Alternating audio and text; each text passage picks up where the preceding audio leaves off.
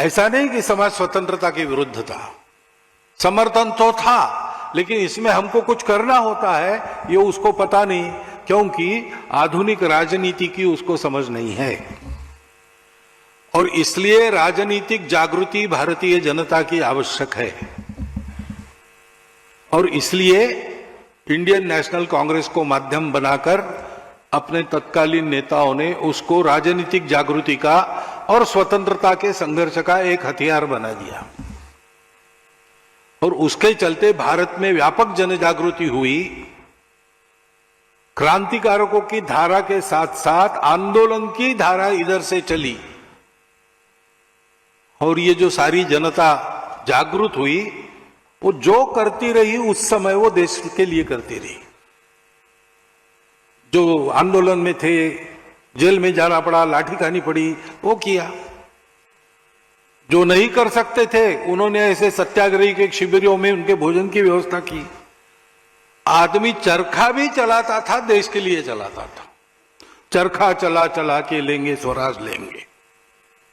चरखा चलाने से स्वराज मिलेगा ऐसा नहीं है, लेकिन सामान्य आदमी अपने जीवन में जीता था और कहता था कि मैं जी रहा हूं, देश के लिए जी रहा हूं।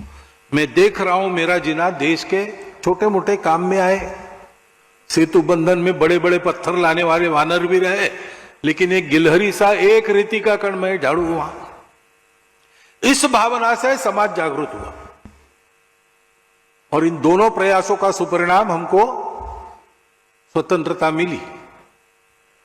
परंतु उसी समय 1857 के बाद एक और धारा चली जो सोचते थे कि अपने समाज का स्तर अंग्रेजी समाज से कम हो गया है, क्योंकि हम रूढ़ी कुरीतियों के शिकार हैं, दक्कनियानुसी बातों पर अंधविश्वास रखते हैं, और इसलिए पहले समाज सुधार होना चाहिए, बाद में स्वतंत्रता। अभी स्वतंत्रता पाने लायक हम नहीं है। और इसलिए राजा राम मोहन राय के समय से वो जो धारा चली है समाज सुधार की, आज भी चल रही है। परंतु दुर्भाग्य से क्यों हुआ, क्या हुआ पता नहीं, ये हुआ कि वो एक द्वीप बनकर रह गया समाज के सागर में। हमारे विदर्भ में एक गांव है, वहां 38 जातियां रहती थी। वो जाति भेद भी था, तो एक महात्मा वहां गए, उन्होंने सारा भेद समाप्त करके जाति विरहित गांव ऐसा बनाने का प्रयास किया।